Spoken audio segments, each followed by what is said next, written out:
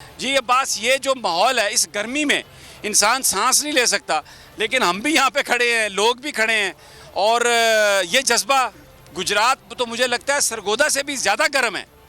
सरगोदा में जिस तरीके से समी साहब हमने देखा था कि सख्त गर्मी के अंदर लोग जैम पैक थे। थोड़ा सा पीछे बिल्कुल। आप सारे टीवी में आ रहे हैं, फिक्र ना करें, आपकी तस्वीरें आ रही हैं जी। जैम पैक थे, बिल्कुल शोल्डर टू शोल्डर लोग वहाँ पर खड़े थे सख्त गर्मी के अंदर 4-5 घंटे पहले। और आज वही सीन गुजरात के अंदर है। आपने बात शुरू की कि रात को यहाँ पर मजबूरन लाइट्स बंद करना पड़ गई कि लोग अपने घरों को जाएं।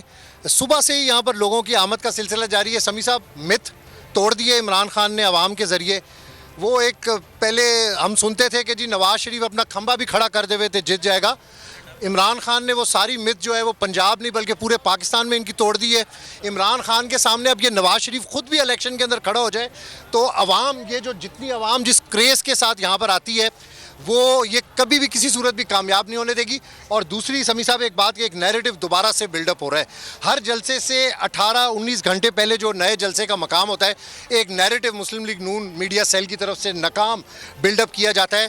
सैलाब मुतासरीन की तस्वीरें लगाई जाती हैं और ये साथ कहा जाता है कि एक तरफ सैलाब मुतासरीन है और इमरान खान जलसे कर रहे हैं। समी साहब, आप मुझे बताएं कि KPK का कोई क़यादत इस जलसे के अंदर मौजूद थी?